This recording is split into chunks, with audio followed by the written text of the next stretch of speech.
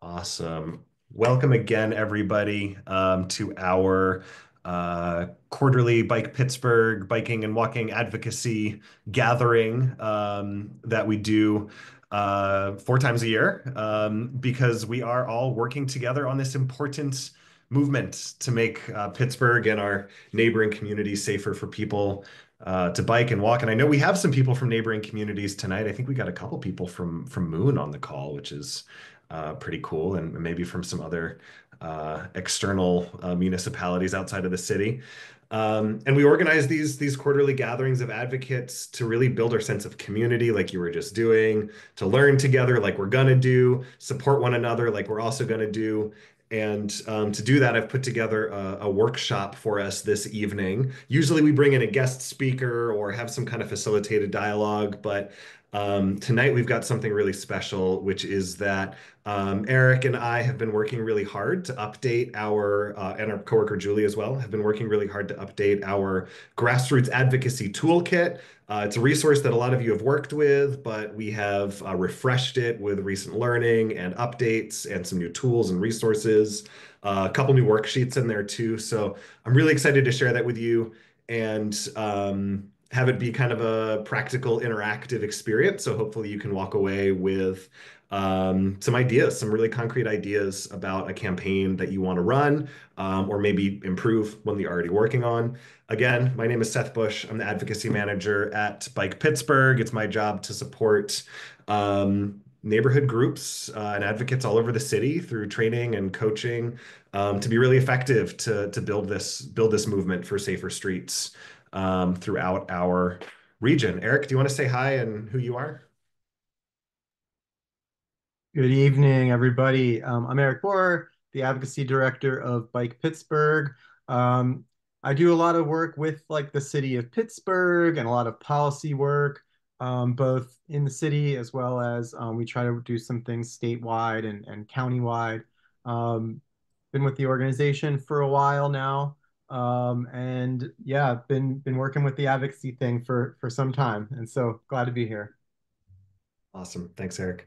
Um, and after we have our workshop, Eric's going to come back and talk with us a little bit about a couple of things, including some updates with the campaign for Safe Stand Nav.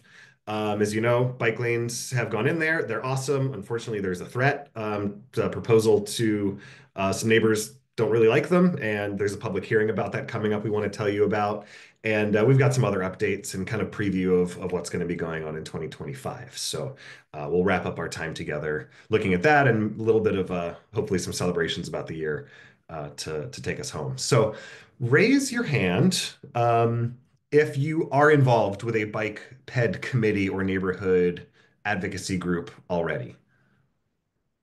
Amazing. And if you're not yet but want to get more involved with Safe Streets advocacy, raise your hand. Okay, we got a couple people. And is this anybody's first time learning about Bike Pittsburgh's advocacy work? Like you really haven't plugged in with us before. Maybe you found out about us on social media.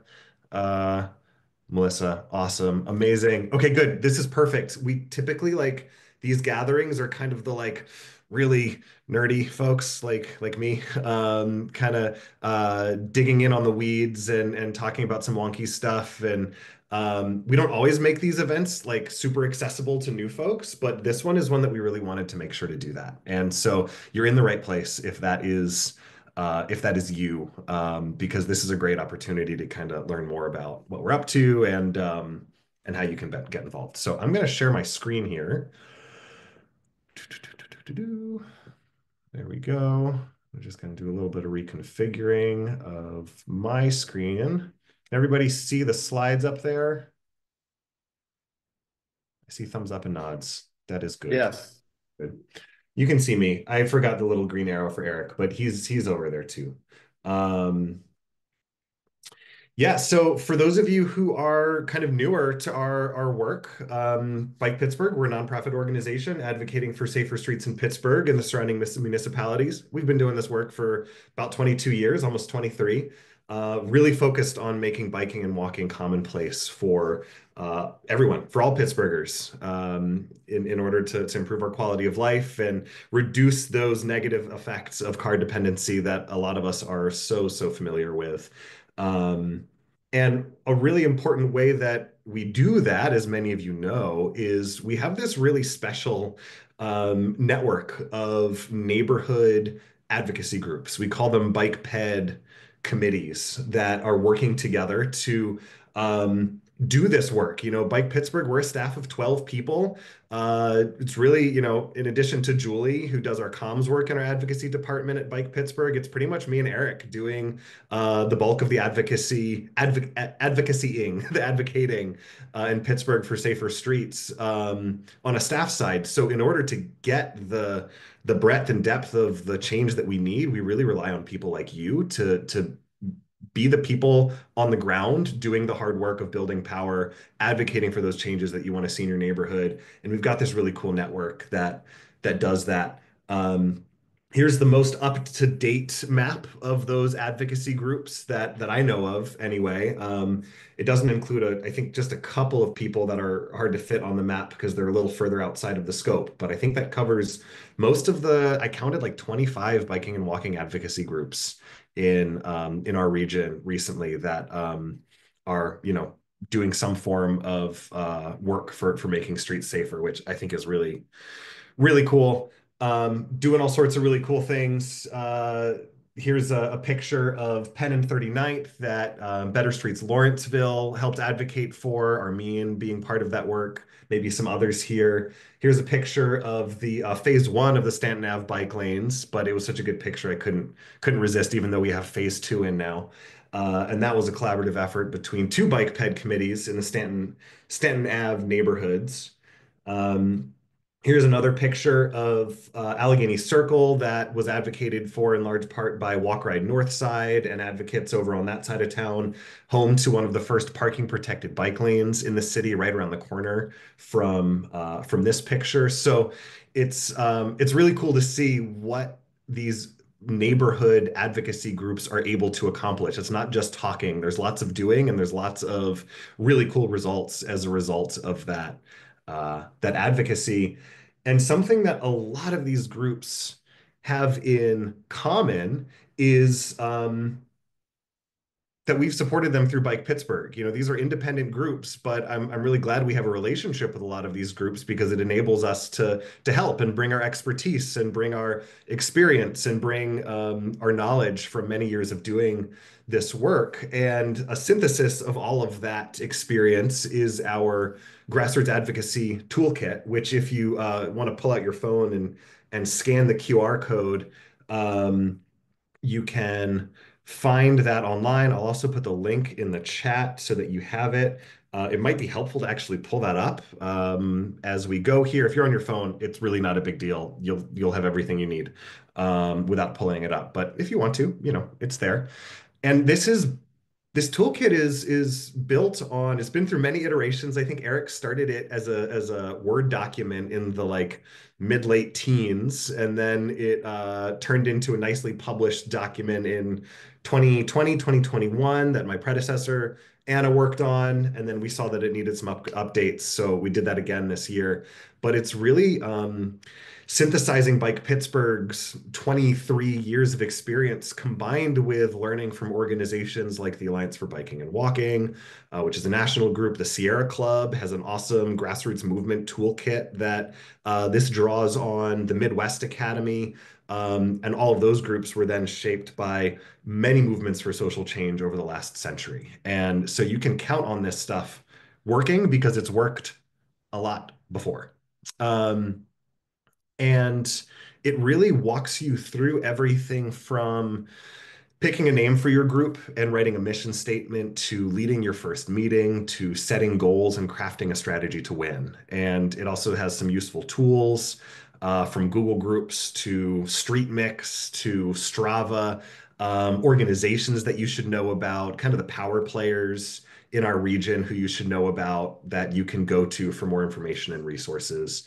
But the heart of it is really this guide for creating a strategy, for setting your goals and figuring out the step-by-step pathway to get there. And that's what we're going to focus our workshop on tonight. Before we do that though, I just want to raise of hands. Who has read the previous version or versions of this and put it to use in some way, shape, or form? Thomas, Armin. Okay, so a couple people familiar with it. Amy was at our full day grassroots advocacy training earlier this year, which obviously utilizes this guide. But I'm really glad to see there's a lot of people here for whom this is new stuff, and I hope it'll be useful. Um, Can I put in a request at the maybe at the end or somewhere along the way? I guess it's been a while since I've read it, and maybe it's been updated since then. But our group is not new, but I guess a refresh every now and then. And we've had one of our co-chairs left the group for personal reasons, and so we're sort of starting over with new people. Maybe now is the time to refresh and revisit some of these ideas. And so maybe for an existing group, what parts of it would you think would be relevant, and how would we employ it to maybe reboot and just reconvene and get our thoughts back in order? the parts I'm about to Open show you. question. The parts I'm about to show you. Those are going to be the best ones for you to focus on. So stay tuned. We'll dig in, and that's um, here are our learning objectives. What I'd really like to look at specifically in our time is that my hope is that you'll walk away from our time together with a simple statement about a change that you want to make, an idea of the one person who can make that change, and some tactics you can try out to influence that person. And we're going to practice some of these elements as we go here. And Thomas, this is a great opportunity for you to kind of get a framework that you can then bring back to your group and kind of page through the guide and think through, oh, where could we maybe use a bit of a refresh? The other thing I'll add is if you haven't revisited your mission in a while, now might be a good time to do that. So the guide also has some good resources on how to shape a mission and how to think about the structure of your group. And that would also be worthwhile to look at, Thomas, and anybody else whom that's relevant for. I do have a warning for you as we jump in here. As Amy knows and Eric knows and so several others here, we take a whole day to train people on this stuff. And it takes even more practice beyond just that day. And so we're just going to scratch the surface in our time together. So, naturally, you're going to have more ideas and questions than we're going to get to explore today. That's okay. I hope you're inspired to spend some more time with the toolkit. Join us for a full day training that's going to be in the spring, most likely. And then you're all already on our email list, so you'll find out about when that will be held if you pay attention to that, or check out our civic calendar, which I'll share later. And of course, you have my email, Seth@bikepgh.org. Let me know if you have any questions. For those of you who are already familiar, this is a great opportunity to polish your skills and share your experience with the rest of us as we go if you have anything to share. So let's jump in. What is a campaign? You've already heard me use this term a couple of times when thinking about how to structure the kind of projects, programs that an advocacy group might do. But I'd love to hear from you. Like, what would you say that means in this context of advocacy, a campaign? Just come off mute and tell us what you think. Action toward a specific objective, Very clear. Anything else to add? I'm sure, but I'll start with that. It'd be like a subtask, I guess, in a sea of tasks, is that you have something really specific that you're building toward. Yeah, I think that's a really good, Ryan already points to, right, there's a focus here, right? And this is the definition that I like to use, which is a campaign is a focused, time-bound effort to mobilize people and resources toward achieving a specific goal or addressing a particular issue. And that often happens through collective action. And so an effective campaign is one that it fits the interest of your group, it addresses a real need in your community, it grows your base of supporters, and it's realistically winnable. In our full day training, and we actually have even a separate dedicated training to this. We walk people through a rubric for comparing some different ideas that you might have for a campaign. Thomas, anybody else who's interested in like a bit of a refresh or a fresh start to your group, as it may be, this is a really good tool to take a look at in the guide and think about 3 campaigns you might want to work on. Even if you're pretty sure you know the one you want to do, it's really useful to come up with a couple more ideas. You might be surprised that one of the other ideas you come up with actually makes sense to start with for whatever reason. So check out this tool. It kind of walks you through scoring your different ideas, and it helps kind of see which ones rise to the top. And it's good to revisit every so often if you haven't done that in a while. That QR code will take you to the toolkit again. Just wanted to make sure you had it. Again, the link is in the chat. So what we're really looking at is the 7 elements of an effective campaign strategy. And a strategy is, and this is important, it's a written down document that checks off a couple of boxes. It defines your issue. It articulates your ultimate goal, the outcome that you want of your campaign. It identifies your targets. It clarifies your capacity and resources, lays out your messaging, describes the various actions you'll take, those are the tactics, and how you're going to manage resources along the way. I used a word just now that I think is especially important when it comes to campaign strategies. What was that word that I just said that is such an important element of a strategy? A strategy is, I'll say written. you get another gold star, Ryan. Write your strategy down. This is something you don't just want to talk about at a meeting and say, oh yeah, that one time we talked about a strategy. Like, you actually want to sit down and dedicate some time to writing this stuff on paper in a document that you can reference over and over again. It's not a plan if it's not written down. There's a lot here to write down and to think about. We're going to focus on 3 of these tonight. Again, in our full day, we dig into the rest. We're going to talk about defining your issue, taking a look at your targets, your agents of change, and your tactics. And so in a moment, we're going to do some writing. So make sure you have a pen and paper, or you can open a new document. And an effective campaign strategy needs a focused definition of the issue that you are addressing. Without that, it's really easy to lose focus and to waste energy, or to revisit and relitigate what you're working on every single time your group gets together. You want to get together, write it down, make it clear, and say, yep, this is the thing. Let's move forward. And there are 4 elements to an effective issue definition. You want to identify the problem that you're facing. You want this to be pretty specific. It's really easy to get big here. Like yesterday, I did this workshop at Pitt, and somebody brought the idea of, yeah, I want to make my street more vibrant. My street is not vibrant enough. And I was like, oh, that's a really interesting problem. But what if we broke that down into something even more specific, such as it would make a difference if there was more. The problem is we're lacking trees on our street. Solution, that's the next step. That's pretty clear. All right, let's plant some more trees, illustrate how to implement the solution. We want the neighborhood tree committee to figure out how to plant some trees. Then you list people who care and what's at stake. And we're going to walk through this one piece at a time here.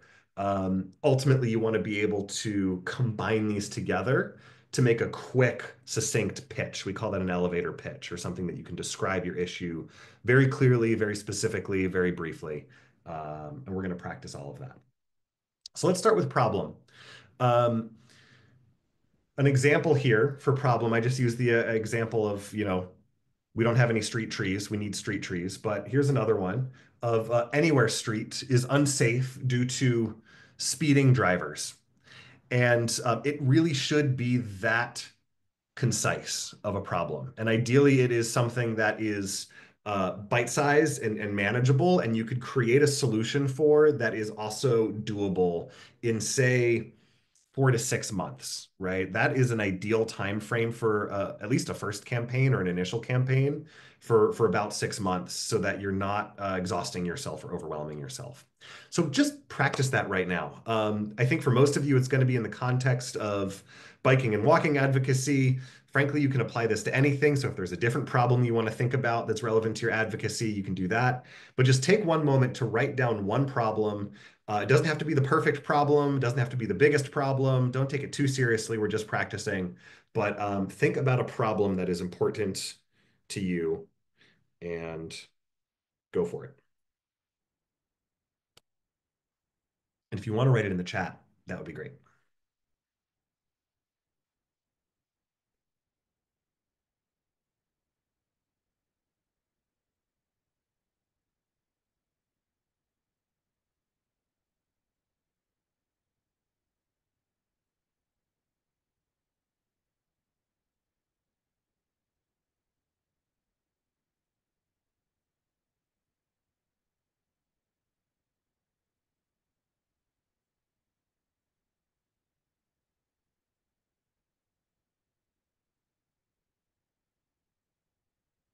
Yeah, I mean, sidewalks are unsafe after snowfall. Is there a specific street or like part of your area where that's especially bad? The commercial zones have gotten good. All residential areas are bad throughout Lawrenceville right now. Great. Okay. So in Lawrenceville, kind of setting that Throughout scope Lawrenceville, yeah. is I great. and I note that because previously we had a campaign for Butler Street, and I won't call that a full success, but it's pretty good now. Yeah, good. Ted, uh, I imagine the problem for you, Ted, is that there is no good way to get your bike up the steps at Greenwood Street, right? So that you're jumping the gun a little bit. We already got to solution. That's okay. But you got your problem is there's something that makes a runnel that would make a runnel helpful, right? Something wrong. Yes. Good, good, good. Ryan, bike commuting could be stronger to downtown. I wonder if you could make that even more specific. And this is like one of the most important points for coaching in this whole process is like bike commuting could be stronger downtown. Sure, that's a problem. That's even a vision to some extent. Um, there are so many specific things that might be in the way of bike commuting downtown. So just to facilitate your own strategizing and to make it really focused, think about one thing that you see is in the way to bike commuting downtown, that is an obstacle to bike commuting. It might be physical infrastructure, it might be something else, it might be bike parking, whatever it is. Um, get that level of specific. Uh, if you have multiple ideas about that, you could actually then use that campaign rubric I just showed you to compare and contrast them to think about, oh, which one do we really want to focus on first? Um, yeah, perfect. Lacking bike rooms. Um, Great. So we're getting some good problems going here. I'm going to show you the next three parts of issue definition, and then you're going to practice those all together. So formulate a solution like Ted already did. The example here is anywhere street needs traffic calming infrastructure. So traffic calming infrastructure would be the solution. You want to illustrate how. So thinking about this is a good time to start thinking about, well, who's actually going to do this? Because it's probably not going to be you that's going in and putting in the traffic calming infrastructure. It's probably not going to be your church pastor or your neighbor. It's probably going to be the city that should invest in traffic calming. So this is when you start to think about the who that's involved in this process. And finally, you want to list the people who care and what's at stake for them. So there are a lot of people who care about traffic calming and street safety. One example, parents. Parents can help protect their kids' safety, is one of many possible stakeholders. So take 3 minutes now to kind of finish off your issue definition chart here and thinking about, okay, what's the solution? How?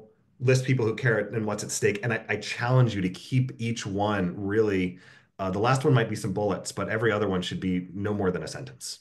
Okay. So take 3 minutes now to try that on.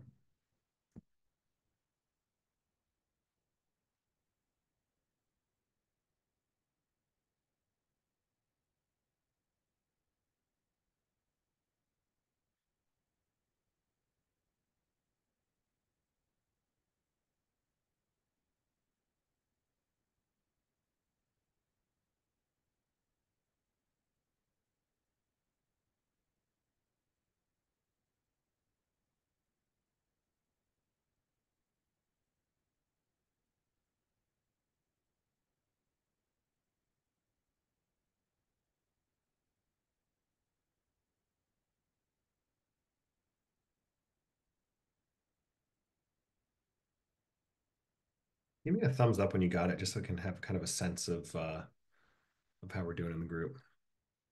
Take your time though. We got plenty. Okay.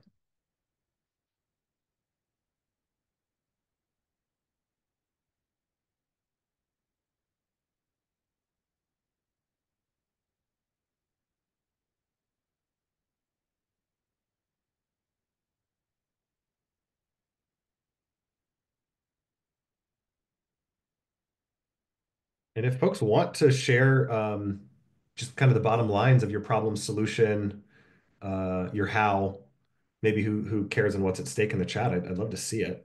I know that's a little bit, it's kind of a lot, but they should be short. So yeah, awesome, Thomas.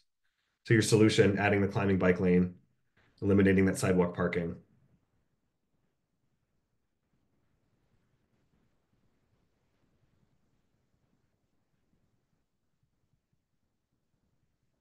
Yep,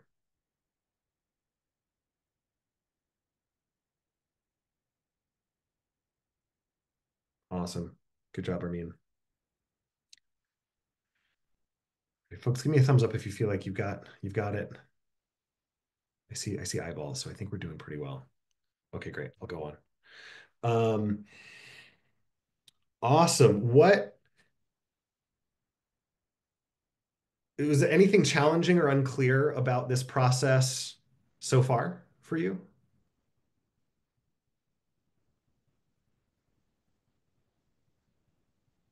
Or even thinking about it briefly, was anybody surprised by, you know, what they're starting to figure out?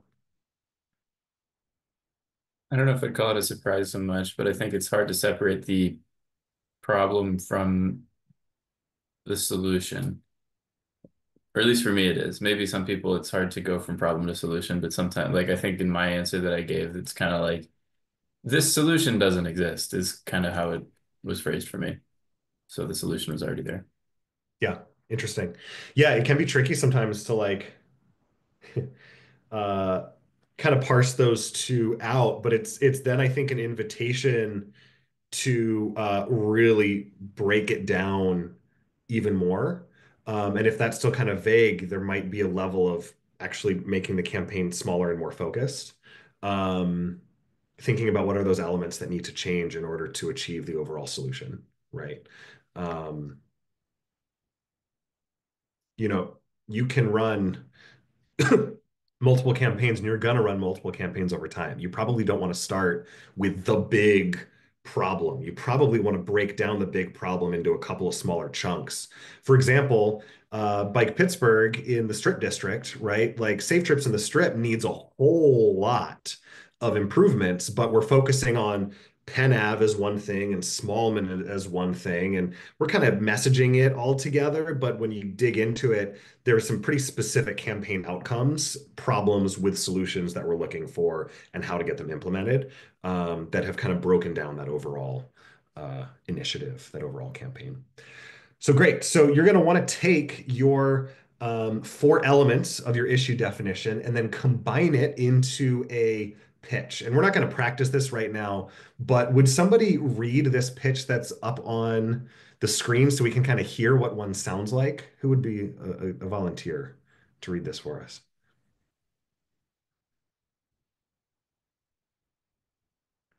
Linda, do you want to put on your best Sure. reading for us? Brownsville Road is dangerous. Due to the random and underutilized on-street parking, the roadway becomes widened, enabling drivers to speed on their way to the highway. People have trouble crossing the street and would also like to ride bicycles on the otherwise convenient and direct corridor. The city needs to improve the conditions of the road so that people of all ages can safely walk and bike to their jobs and our great shopping districts. Boom. Thank you. So, we've got a problem. Brownsville Road is dangerous. We kind of make the case for that problem. We talk about some of the stakeholders, people of different ages, people who want to go to work, people who want to shop, and what we want the city to do about it, and the solutions in there too. So, you want it to be that concise. I know some of us, myself included, have a tendency to like want to explain the entire saga of the problem to the people who are in charge, and their eyes are going to glaze over. And that's not going to be very effective, especially if you're trying to bring new people in. If you sit somebody down and say, all right, new prospective volunteer who might want to care, let me give you the 10-year history of this problem, they're going to run out the door screaming because that's just going to be too much. You want to be able to tell somebody very clearly, very specifically, this is what we're doing, this is why, this is how you can help. And this issue definition really helps you to message that and to communicate that. So consider making a pitch for yourself. Great. We're doing really well on time. I love this.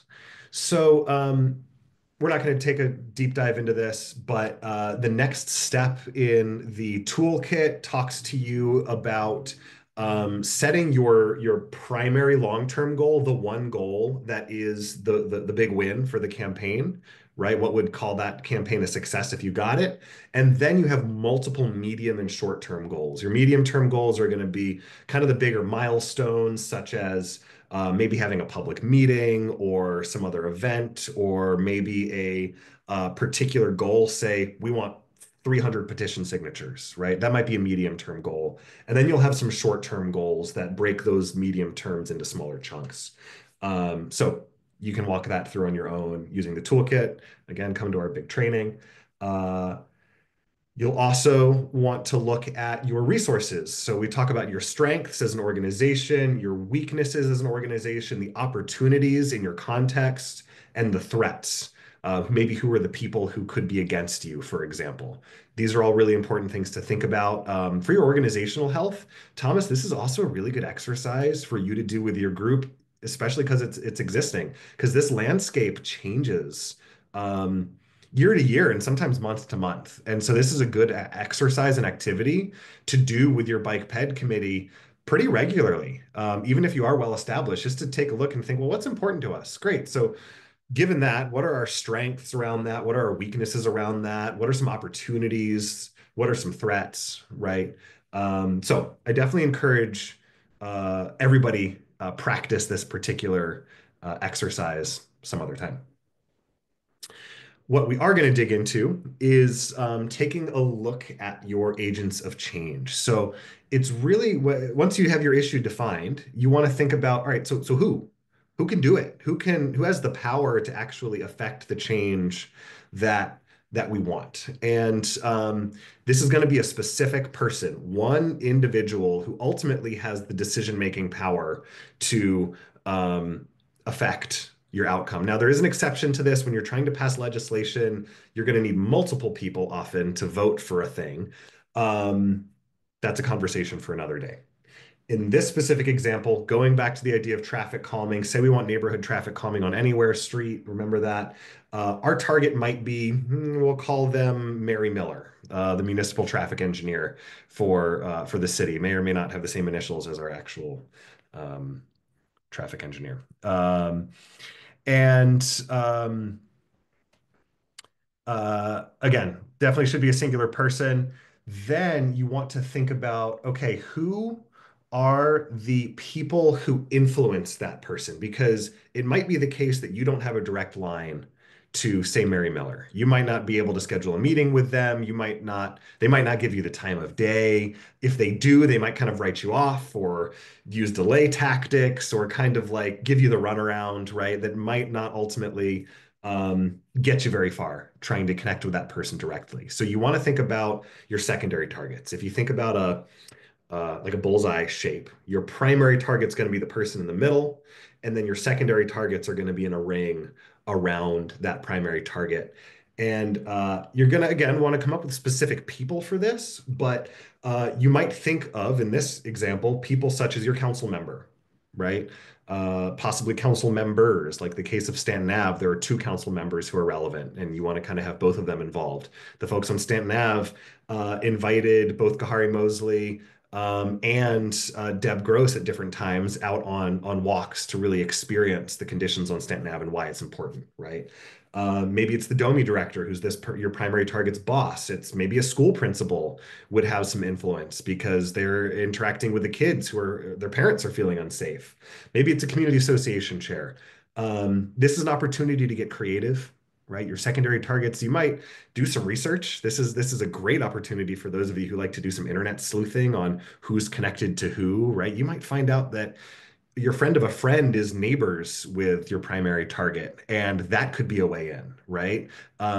You can start to think creatively in these ways. Again, in our full day, we spend a whole hour on this, actually mapping out different targets and how they're connected and how you could influence them. But for now, um, it's your turn to think about your primary and secondary targets again for that issue you defined. So in a moment, I'm going to put you in breakouts with one or two people where you'll have we're doing well. So you'll have about 10 minutes to work with each other, share your issue definition very briefly, and then work with each other to help make sure each of you has your primary target and a couple of secondary targets. And you can use the time however you want. I'll let you know when we're roughly halfway, but make sure everybody gets support. So I'm going to take down my screen share and recreate the breakouts. You'll probably get to be with somebody else.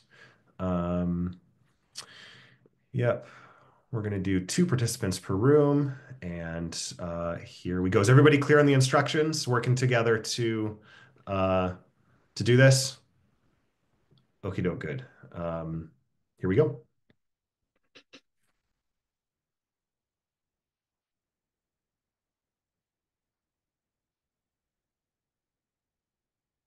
Oh, cool.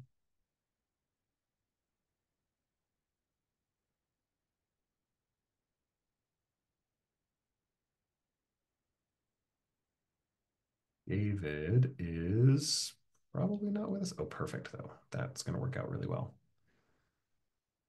Okay, and Amy can support Roy. So I should start recording. Anything that gets PennDOT to take Vision Zero seriously is bound to be helpful. Yeah. Okay. It's a good question that, maybe we can discuss later of like and that's something I'd be curious to hear Eric's take on. Again, we can discuss later, but like how could we band together to get PennDOT to do some of the things that we need them to do and maybe collectively advocate for something. It's such a thorny issue. It's so challenging. Yeah, something Well, to do later. the thing that's timely is that the feds last year and the past year have declared for Vision Zero. The city has declared for Vision Zero. PennDOT in Harrisburg has sort of signed up to it. But it is not clear that the individual PennDOT program managers and designers are bought in. Right. And so I think a question for all of us from Moon to Squirrel Hill and out east again is how can we band together to actually instill a Vision Zero planning policy across the PennDOT region. Mm. Take note of that question, Eric. That might be a juicy future conversation for us to look at. All right, gang. We've started the recording again. I would just love to hear some bottom lines of like um, what are you learning from this process so far? Are there any like especially interesting takeaways from this you can share? I really One thing that's appreciate. Oh, no, never mind. I was going to say one thing that's come up in certainly in many cases in my life. Sometimes you get a no, and you have to decide: does no mean no for now, or does it mean no forever? And if it means no for now, then how do you convince whoever it is that circumstances have changed and it's time to revisit this, and maybe try that? We got part of the project we wanted done, but part of it got vetoed, and now you've seen how great the part that got built works. Let's do the part that we wanted to begin with. How do you kind of convince the person that you're not just nagging at them the same thing, but we now have new information, and in light of that, can we talk again? I think you point at something that's really important, Thomas, which is that these strategies are always going to be dynamic. Yes, you write them down, but you're going to be rewriting them because you're going to get that no and you're going to get some information. I mean, I would say most of the campaigns that I've run, the initial reaction is, no, we couldn't do that, or we can't do that anytime soon.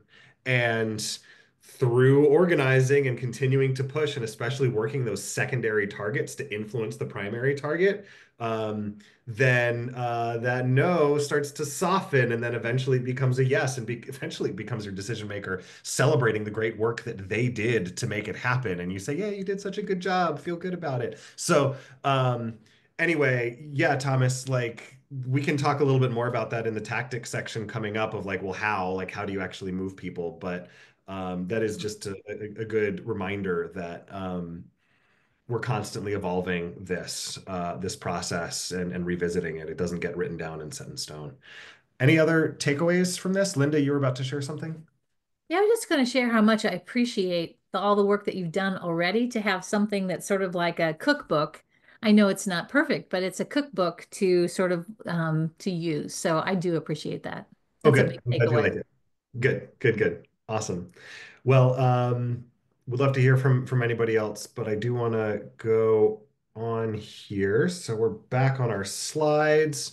We are going to talk about, well, I'll say in the Grassroots Toolkit, after you look at your targets, we guide you through thinking about how to communicate to your targets. This is taking your issue definition that you started with and kind of filling it out a little bit more, adding some nuance, thinking about your different audiences. You want to kind of hook them in. You want to clearly communicate the problem and what's at stake, the solution, and who can do something about it. The benefit to those stakeholders, and always have a call to action, which might be different from one audience to the other. If you're talking to your target, your call to action is obviously do the thing we want you to do. But if you're talking to somebody who's coming to your meeting for the first time, it might be as simple as, hey, can you sign this petition? Or can you take notes at our meeting? Or whatever it is, but always having that call to action in your communication so people have something that they can do. And it can be really useful to write out a couple of different communication stories for different audiences and brainstorm who those audiences are because each one's going to be a little bit different. You can think more about that later. Um, so now that you've defined your issue, thought about your targets, you can start thinking about what actions you can take to cause them to make the decision that you want. And these are your tactics. And a common mistake that people very often make when coming up with tactics is to do that before you've actually thought through all of the things we've talked about, your issue, your goals, your targets, your resources. And if you don't think about those elements first, then you're probably going to waste a lot of time and energy because you might jump straight to a tactic like, oh, let's do a rally or let's do a petition or whatever it is without actually thinking through, wait, is my target going to care? Does it actually move us forward? And there are 6 criteria for effective tactics that you do want to think about that the previous work prepares you for. So, number one, it moves you toward your campaign goals. Number two, you want it to be appropriate to your organization's culture and have it strengthen and not divide your group. You don't want to just, the example we use in our full day training is you might not want to jump straight to you locking yourself to an area where you'd really like to have a bike rack or something, right? That might divide your group because that might be a little bit extreme for some people. You want it to address your primary or your secondary target or some stakeholders that you've identified. You want it to be fun. Not all tactics are fun, but at least not so daunting that you're going to alienate your base. Like if you jump straight to that, you locking yourself to a thing that might make people say, "Man, I don't know if this is the group for me. I don't know if I want to be here," and that kind of reduces your power. You want it to be achievable, realistic. You don't want your targets to be so overwhelming that you can't do any more tactics after that, or you can't do it at all. And you want it to surprise your opponents, right? If your target or the people who are maybe against you are not are used to having like 10 people come to a public meeting and you pack that room with 30 people, that's going to be kind of surprising to them. So you want to think about what's going to be like, ooh, that is kind of jarring me out of my status quo a little bit. Um, Here's some examples of possible tactics. This is a few of many. Pack the room at a public meeting, petition for a public hearing, hold a press event, do a rally. There's something called bird dogging, which is pester your target at public events, like make sure that they just don't forget your issue. We don't do that very often. It's a little bit of an escalated tactic, but it can be useful. Something like a meeting with your target, like your council person, is a really good first step. That is also a tactic, right? So those are some examples. Right now, what we're going to do is we're actually going to jump over to the whiteboard. Oops, sorry, existing whiteboard. Da. Perfect. Here we are. Um, and what we're going to do is in a moment, I would like for somebody to briefly share what they wrote down for their issue definition and who their target is, just very, very briefly, very concisely. And we are going to brainstorm as a group for some tactics that that person could use. And I don't do this very often, so bear with me as I remember how to use the whiteboard functionality here. We're going to zoom in. I think all of you can also edit this. So if as we're going, you have some ideas that you want to add to these post-it notes as well, feel free just to like jump in. But let's start with somebody. Who's somebody who feels like they have an issue definition and target who that they could share with our group that we can brainstorm around?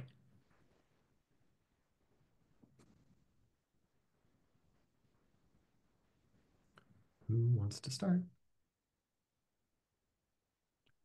Linda, can I put you on the spot again? Linda and Max, maybe? I know you've been thinking about this for Moon. Do you have something that you'd like to share? Sure, I'll share. But I was meeting with Mary, your very good person, very knowledgeable about what she does. So she gave me lots of ideas already. But mine is to wait, let me find it here. Get more people to the airport via a safe, legal, convenient route. Awesome. And who's your target? Or is there a specific, what's the specific solution there that you want to see implemented?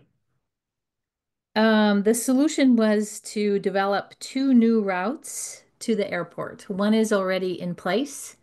It's illegal. We use it all the time, but we like to make it not illegal anymore. And then the other one is just not a very safe one. So we're trying to, well, I would like to see two new routes, And this is actually. biking or busing? Biking. Biking. Awesome. Hmm. Okay, great. Yeah. So problem, not enough routes to the airport. Solution, you want at least two more. Who's your target?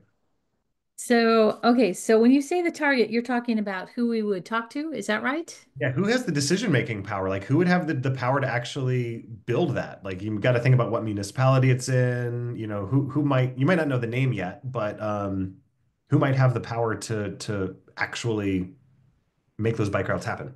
Yeah. So, the airport authority. Okay, great. Uh, Awesome. yeah. And ideally, you would find an individual within the airport authority. For the purposes of this, we can keep it a little bit vague, but you want to find out. We'll just say for now, the person in charge of transportation access for the airport. I don't know who Hmm. that person is. I don't know if that role exists, but just for the sake of practicing together, we'll say Joe, the person in charge of transportation at the airport. We want to convince him to add two new access routes into the airport for people biking. Hmm. Pretty clear. Awesome. All right, folks, let's put on our thinking caps. What are some tactics that we could use to influence Joe to get him to uh, put in the bike route access to the airport? Feel free to add it straight to post-it notes or shout it out here and we can add it together. Mary had a great Well, one. Oh, go ahead, Mary. I think you were just about to speak. You should tell them what you said. You could. Um, we were involved with Airport Friends in the original bike route into the airport, and so we actually we were involved in a meeting with the airport manager. And the thing that seemed to be persuasive to the airport manager was to be like other airports, like Washington National, that have bicycle access. And so I'm thinking that the thing that will persuade the airport manager is better access to the airport for passengers and people who work at the airport, and that will be more persuasive than saying we want a bike route through the airport because he has security concerns about people randomly wandering through. But getting more people to the airport seems like a piece of leverage. Great. So you've identified a stakeholder group there of people who work there, right? So maybe a tactic is organizing a ride, like identifying the people who work there who ride bikes, and you could organize a ride to work at the airport. Right. Hmm. It's people who might ride bikes if there were only a way, Yeah. which is slightly harder to get to. But that could be something is like doing a ride and sometimes you intentionally plan a ride or a tactic or a walk that like you know is impossible, that you know is going to fail. Like you just get as far as you can get and point out and say, look how close it is. Wouldn't it be great if like this fence weren't here and we could just go this extra 400 feet, whatever it is, right? Mhm. Um, to showcase the problem. Uh, and Mary, I think that's what you're really pointing to is who are some potential allies, some stakeholders. It's not something we dug in on a few minutes ago, but in addition to secondary targets, you want to think about your public audiences who also are going to influence your target. They might be a couple steps away, but if they combine their voices together, then your primary target's going to want to listen to them. And yeah, and some of those other people who work at the airport or spend time at the airport, in addition to passengers, are an important group there. So how do you activate them? What are some tactics you could use to get them mobilized in some way or get them engaged? Um, all right, so I get some different ideas here. We got interview organize airport employees. You could talk to Service Employees International Union. I believe SEIU has a lot of experience organizing airport workers. And I mean, they are regularly making trips there to talk about helping them unionize, and they would have the relationship. So they might be an ally. A possible tactic is actually to set up a meeting with SEIU and find out what are some of the gripes in terms of transportation that their union members have, right? Um, uh, yep, petition from riders, and so that's connected to interview organize airport employees, and talking to the union could be a way to get contact with those people. Work with discount airlines where frequently flyers only have a backpack. Cool. Mm. It's a marketing scheme for them, like bike to your flight. Um, petition from riders who use it. So yeah, definitely like stake out on the bike route and get a petition and say like, wouldn't it be great if this was more accessible? Um, Appeal directly to their long-term vision and goals. There might be some goals around sustainability that the airport has that you can appeal to and maybe schedule a meeting with their sustainability officer and talk about how it would make a huge difference if there were bike routes, right? That would improve sustainability. Connected also to lead points for improved bike routes. I doubt Ryan had anything to do with that one. Um, he says sarcastically. Bike parking. Um, Runway Sit-In. Who wrote Runway Sit-In? That was also Ryan, wasn't it? Yeah. Cheeky, cheeky man. Um, The lead was not me actually. A few very legitimate ones on here. I'm discount airlines guy, but I'm also runway sit-in guy. Just What gotta. is a runway sit-in? Hey, if you're sitting on a runway with a bike, those planes aren't taking off. They're gonna take it. They'll Oh, You're listen. gonna get some attention. You'll Yeah. get some attention. and a It may or gun may not pointed also at be your a face. felony, so I can't say that we recommend that tactic, but it is a tactic that you could Mm. use, and I guarantee it will shut down your capacity to organize for a very long time. You will not get very far. Awesome. So this is great. You're seeing folks how it's really useful to do a creative brainstorm like this. Throw everything at the wall and just kind of then go back and compare those ideas to the six criteria and consider what are a couple of tactics that you want to start with. Break those down into small bite-sized chunks and just try them out. Just start trying things, especially when you're starting. See what sticks, see what resonates. You're going to learn as you go. Um, as you put together your timeline, you're going to want to make sure that you have uh, people and dates on everything. So pick a tactic, think through with your group how you might actually do that tactic, make sure people are responsible for bottom lining it and putting dates on it. Um, yeah, y'all are brilliant. Lots of good ideas. I am going to close this whiteboard. Um, and that's I'll share really just one more slide here. Then we're going to move on to our next conversation. But the next piece of the guide talks about managing your resources. It is important to think about. I'm not going to discuss it more than this kind of nice graphic that we have in there about how to work with volunteers and kind of build them up and work with them over time. Because really, your number one resource is people. Some groups are also thinking about budget and money, but frankly, very few of the groups in our network need money resources to do what they do, unless it's just donations to like print stickers or something. Um, That's pretty much it. I know we want to move on to kind of our wrap-up conversations about Stanton Ave and other things, but we just have a couple minutes of if people have um, questions, takeaways, ideas about how you want to use this in your community. Um, Bottom line thoughts. What do people think about all this? Is this helpful? Is this a useful framework? Okay, good. What's useful about it? I'll jump in. So, something that you have reminded me of is that we have on the Better Streets Lawrenceville website a list of our campaigns and our accomplishments, and it does not get updated very often. Uh, and so, one useful thing is just reminder to keep those in mind in our meetings and communicate them. And something that would be helpful in the future is uh, a way to make that a little easier because I think a lot of people have the same issue of like, where do we store our campaigns? Like some people might be using something as extreme as Asana, while other people have a note doc. Um, Maybe some way to make this a little easier to manage and disseminate that information. Yeah, and use this framework to like revisit your campaigns with your groups, even if you have one underway. Like these are really useful tools to maybe generate some creative ideas. Like I said, it's always in flux, so it's worth revisiting your strategy and thinking with fresh eyes about maybe some new approaches and perspectives. And I hope you all bring this back to your groups. Mary and Roy, maybe you'll bring this back to Squirrel Hill. I know Armin, you'll bring this back to Better Streets Lawrenceville. Ryan, maybe you can nudge, and Lauren actually nudge the good folks at Walk Ride North Side to use this framework when you're thinking about your campaigns and next steps. I know Amy's already using it. I know Linda's going to use it. So awesome, folks. Anything else? Questions, comments? Thanks for organizing, and if there's anything that the the mothership needs help with as the year comes to a close, do reach out and let us know. Awesome. Thank you. One question is like we do usually offer this full day training workshop to take this deep dive. We're pretty sure we're going to do it next year, but we're not like 100% sure because we've run it for the past couple of years here, and we're almost wondering like, do people need this right now? Like, do people need more of this training? So I'm curious, honestly, from people here, if we did this again it'll probably be March or April.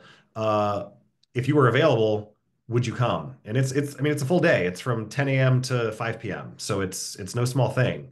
But raise your hand if this is something that you would want to participate in. All right, Linda and Max. I know Armin's got it down. Okay, that's useful input. I mean, it is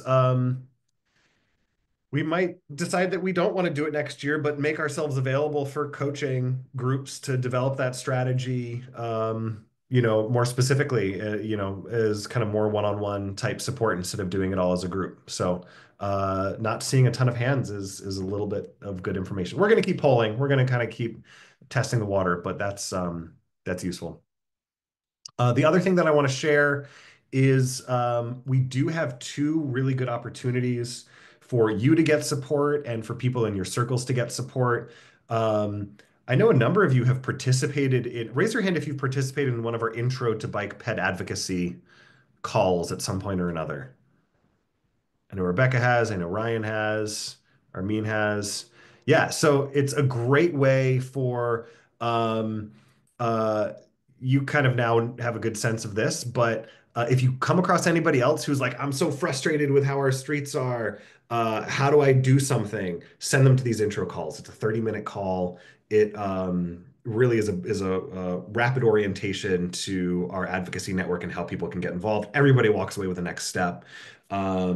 I just before this call posted the calendar, and there's the January one is open for registration. I'll have the other ones coming. And then we have these booster calls that we also do right after those intro calls, which is a full hour session where I know Armin's participated in those, some other folks.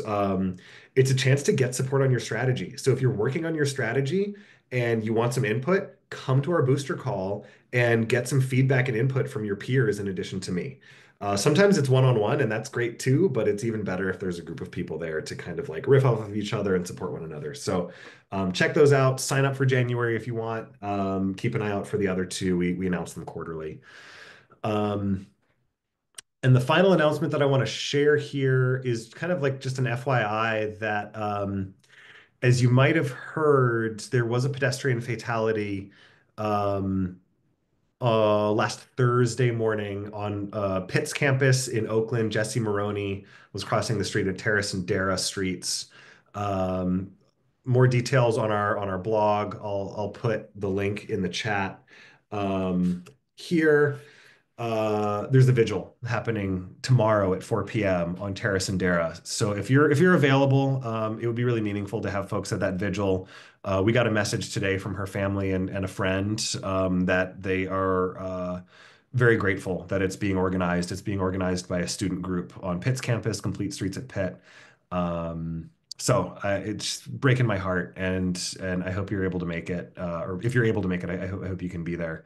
Um, and the final thing that I'll just say there is that uh, one of the advocacy groups in our network, Pittsburgh Walks, is very focused on Pittsburgh, walking in Pittsburgh and pedestrian advocacy. And something we talked about last night is the need for something in the pedestrian advocacy space akin to ghost bikes. Some memorial, consistent memorial that can be rolled out. I know there are some people in our network that are already thinking about this and what this could be, but it would be really great if we could bring together a working group to really think more about this and ideally take on responding kind of rapid response to these groups. I know Armin's part of a group called Pittsburgh Bike Jam that rolls out the ghost bikes when those happen. We need kind of something like that for pedestrian groups so that it doesn't all focus on Bike Pittsburgh, because sometimes this stuff happens when we're already really busy and we just can't do something about it. But if there was a dedicated group that would be really meaningful. So Pittsburgh Walks is looking for people to be on a working group to think through this and how we could do it and make sure that we have that ready to go for sadly the next pedestrian fatality when it happens. So if you're up for being on that working group, put your name in the chat and I'll follow up with you. Would love to talk more with you about it and get your help. Eric, I'll hand it over to you to talk about Stanton Ave things. Yeah, sure. Thanks, Seth. Yeah, I just wanted to briefly update folks on a threat we've never experienced before in Pittsburgh. Seth briefly mentioned it earlier. The bike lanes on Stanton Avenue between Chislett and Negley are under threat. There is a group of residents who use the city has like a law where if you get 25 people to sign a petition saying that they intend to attend a council hearing, the city has to have a council hearing. So you can do, you can run this for anything that you'd like. Like if you don't like the color of a city building, you're welcome to have a hearing for that. These folks got 25 people together, but and there's going to be a public hearing next Wednesday at 1:30 p.m. in the City County building. And it's the same rules as any other public hearing where the public is allowed to speak at it. Anybody can speak at it. We don't know how many of these folks are going to show up. What we've gathered is that they're upset about the loss of parking along one side of Stanton. All the parking's been consolidated to the north, I guess it would be the northern side of Stanton. And there's still plenty of parking, but it's just not in the same spot. So they're upset about that. And there's also several people on Baywood Street who also signed a petition, which is 2 blocks away. We don't really know exactly why they signed the petition for the hearing. Anyway, it's a hearing, so we are working closely with the local bike ped committees, the Stanton Heights, Stanton Heights, Morningside, and East Liberty bike ped committees to organize folks to go and speak at it. Right now, we've gotten a good number of people who've committed to speaking during the hearing, but we could definitely use more people, especially if you live right in that area, like within a couple blocks of it. We have people who live in the adjacent neighborhoods who use the street. to get around, but we could really use more people directly in that neighborhood. So if you or you know somebody who lives within a couple blocks of Stanton in that, that area, please encourage them to sign up. There's multiple options to testify. The best is to show up downtown at 1:30 on next Wednesday. In order to speak for 3 minutes, you need to pre-register. If you pre-register, you get 3 minutes. If you don't pre-register, you only get 1 minute. Either is fine. And then one could also, if you can't make it downtown and you do have that availability in time, you can also pre-register and you can get 3 minutes, up to 3 minutes to speak on Zoom during the meeting. And then a third option is you can always just submit a letter to council. And if you go to all those options are on City Council's website. But right now, where we're at is if you or you know somebody who's interested, we have a forum available that some of our advocates created who are trying to track and see who's interested to help kind of coach and make sure people show up. You can get to that link. I think Seth, did you drop it in the chat? I did. Mm-hmm. Yes. If you just go to bikepgh.org/advocacy, you can get the info and sign up there.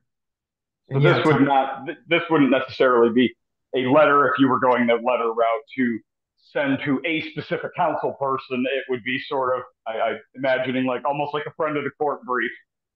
Yes. Yeah, it doesn't necessarily go to the council person. You can just send it in to the city clerk, basically. And the letters won't get read during the hearing, but they will make it to all the council people for the hearing. So whether the council people read it or not, who knows? But yeah, it is more of like a friend of the court kind of thing. You can just say, and encourage people to, even if you don't live in the neighborhood and you want to send a letter like that, really try to frame it around your personal story and safety and things like that. I think that really resonates, like how, if the bike lanes and the traffic calming project have improved your life in some way, by all means, let them know that.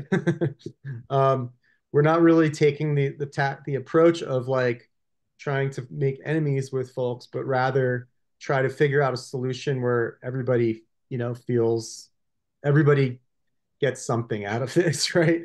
So safety is really important. I mean, that's a pretty like strong argument. But we don't necessarily want to be like safety is more important than parking. It's just more like safety is really important. So anyway, feel free to email myself or Seth if you want even more info. And yeah, Thomas, this is a dangerous and frightening precedent. We've never had a group go this far before, so we shall Also, see. good tactic to know. I wasn't aware you could get 25 people to demand a hearing and that actually had weight. So I guess at least something to keep in mind for our own use and future whatever topics we may be interested in requesting a city meeting of whatever.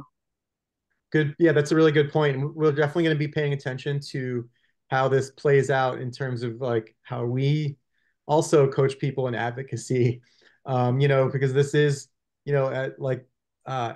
as per like the workshop and this guidebook and in the toolkit that we created, this would qualify as a tactic, and so it would be one of those things And definitely a surprise your opponent's tactic, I Yeah, guess. just surprise your opponent's tactic. Admit you were surprised. Yeah. But with that said, we may also surprise them if we show a large number of support. So that's another tactic, is to use their tactic against them. So anyway. My suggestion and maybe my ask of Bike Pittsburgh, I guess, in terms of, I guess we're all residents of the city, or at least most of us in some way, but if the Bike Pittsburgh or someone from that group could point out that there was public outreach, because I guarantee one of the talking points they are going to use, I didn't know anything about this. The city just did this. The city came in and they took out our parking and no one ever consulted us. There was outreach. There were meetings. There were discussions. There were rides. We discussed this at length. And I think maybe reiterating that point in the public meeting would be helpful. 100%. Yeah, that's already been talked about. A lot of the folks, some of the from the bike ped committees, literally helped go door to door during this, so they're definitely going to be bringing that up. Okay. Nobody likes to be blindsided, but the fact that you didn't know about it doesn't mean there wasn't outreach. Yeah. Roy, go ahead. Yeah, two things. Letters matter. I was at a zoning council meeting about the construction project, and the clerk said in amazement, there were 8 letters on this, as if it was a really landslide thing. 8 letters. So letters really matter to these people. So that's Thanks. issue number one. Yeah, thanks for that.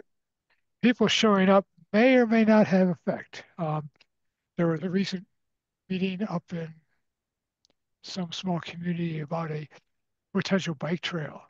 And there were 100 people there with green t-shirts on saying, we want this trail. But the council of the mayor was adamantly opposed to it. And unfortunately, he had the gavel. Yeah. I suspect he's not going to be mayor next season, but be aware that even if you do go and protest and suggest that it doesn't always work out your way. Yeah, that's a good point. Letters do matter. And I would imagine maybe doing the letter to city council through the clerk's office, but also sending a copy to your council person personally can't hurt. At least if their office knows about it, whether the council person reads it or not, that can't hurt. Yeah, that's a good point. So I was at the same meeting Roy was at when they said we've got this flood of letters. There were 8. So yeah, small numbers really matter. And sometimes it does matter to turn out large crowds. There was dissension about the bike lanes on Forbes Avenue through CMU, and there was a public meeting which was overwhelmed by the bicyclists, and PennDOT basically adjourned it until they could rethink their position. And there was the bridge over the Allegheny at Freeport. The cyclists had done their work and got a bike lane on it, and then the Chamber of Commerce came in and tried to get it wiped out. And there was a last minute come to Jesus meeting with, again, an overwhelming number of bicyclists and pedestrians. And that wound up with PennDOT retrenching and bringing the bike lane back. So don't despair that there's one meeting where it didn't work, because there are also meetings where overwhelming turnout does work. Yeah, and I think we're taking a kind of strategic tack here of intentionally trying to focus on people who live in the area and preferencing them to speak, and then encouraging other people to send letters. In fact, so we don't fully spam, like not spam, but like pack this room with testimony from people all over, because we don't want the counterpoint to be, oh, well, here's, Bike Pittsburgh again, and the bikers from all over the city, they don't even live here. Like, you shouldn't pay attention to them, right? We want people who do live there to have the spotlight and to be really focused on. We're a little bit over. Do you mean letters like postal mail letters, email letters, or a No, you combination? can send when you go to the sign up, I believe you have the option to actually send comments, written comments instead of spoken comments, and that's what we mean. Thomas, that link I just dropped for the city council website, it has all the directions in there. So it's an email. And so it says on there, written statements may also be submitted via city clerk's email. And there's a link there to that address, but are not usually read during meetings/hearings. So. Awesome. Well, thanks all for your support. Eric, does it make sense to talk about CSAG and capital budget stuff now, or do we want to save that for the spring? Yeah, let's save that. I think we should save that for the spring. Okay.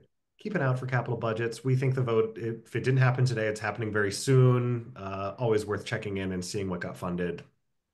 Check it out. We'll let you know if there's anything especially juicy that we find out about.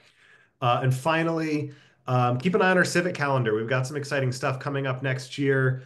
I will put the link in the chat, www.bikepgh.org/advocacy/calendar. Not posted yet, but keep an eye on that. And definitely mark your calendars for Thursday, January 20th is going to be our second annual coldest day of the year social, and I think we might do a ride as well. That is the average coldest day of the year here in Pittsburgh. And why not go outside and enjoy a nice bike ride and then some beers afterwards? So mark your calendar. We have a good time. And I'll let you know where that is too. We don't know what the venue is yet, but There's also the Icicle Bicycle November 1st Or meeting at January. January 1st, sorry, January 1st, meeting at REI at 10 p.m. Leaving nice, REI at 10 p.m. nice. Icicle AM. Bicycle. AM? Yeah, AM. AM. Jeez, get my act together. Thanks, Thank Roy. you, Murray. That's New Year's Day. Yeah. That's Yeah. correct. Got it. Okay. Every New Year's. Every New Year's. Got it. Thank I you, was I was everybody. multitasking, looking at the sign up form for the city meeting and half listening to her. Thank you all for joining us tonight, for participating in our workshop, for being part of this awesome community. We really appreciate you. And if we don't see you soon, then we'll see you next year. Well, thank you. Appreciate it. Happy holidays, everyone. Guess we'll look forward to catching up in the new year. Thank you.